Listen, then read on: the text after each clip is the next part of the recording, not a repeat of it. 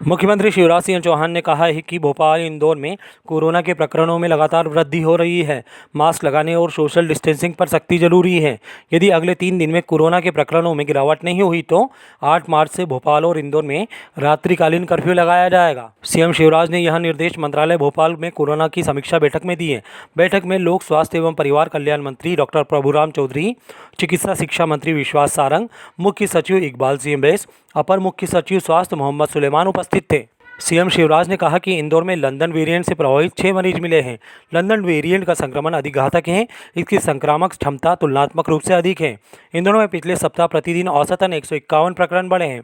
इसी प्रकार भोपाल में 78, जबलपुर में 16, बैतूल में 13, छिंदवाड़ा व उज्जैन में 11-11 प्रकरणों की प्रतिदिन औसतन वृद्धि हुई है। इंदौर में पिछले 15 दिनों में प्रकरणों की संख्या दोगुनी हो गई है।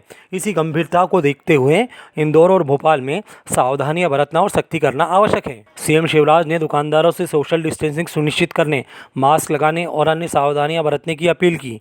सीएम शिवराज सिंह चौहान ने कहा कि दुकानदार दुकानों पर सोशल डिस्टेंसिंग सुनिश्चिट करें। जो दुकानदार बिना मास्क के दुकान पर बैठेंगे या बिना मास्क लगाए व्यक्तियों को सामान देंगे, उन पर कार्रवाई की जाएगी।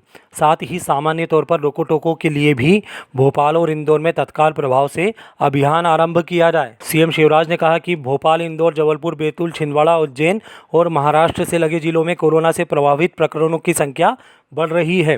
प्रदेश में किसी भी हालत में स्थिति को बिगड़ने नहीं दिया जाए। महाराष्ट्र से आने वाले यात्रियों के लिए कोरोना निगेटिव रिपोर्ट लाना अनिवार्य होगा। इसकी जवाबदारी बस ऑपरेटरों की होगी। बस ऑपरेटर रिपोर्ट के आधार पर ही यात्रियों को बस में प्रवेश दें। राज्य की सीमा पर पुख्ता चेकिंग की व्यवस्था की जाए।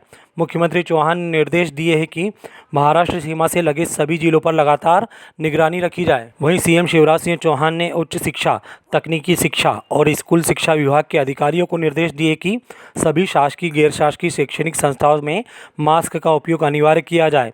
इसके लिए जागरूकता अभियान भी चलाए। सीएम चौहान ने कहा कि टीकाकरण केंद्रों पर सभी आवश्यक सुविधाएं सुनिश्चित की जाए।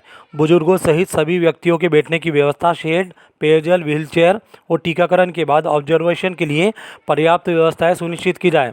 सीएम चौहान ने सामाजिक संगठनों से टीकाकरण केंद्रों पर चाय, पानी, शरबत आदि की व्यवस्था करने की अपील की। वहीं मुख्यमंत्री ने कहा कि जिनका टीकाकरण हो रहा है उन्हें प्रमाण पत्र के साथ साथ एक मार्गदर्शी कार्ड भी उपलब्ध कराया जाए, जिसमें अगले टीकाकरण की तिथि, सामान्य जानकारियां और आवश्यक सावधानियों के संबंध में उल्लेख हो। बैठक में जानकारी दी गई कि वर्तमान में 469 केंद्रों पर टीकाकरण जारी है।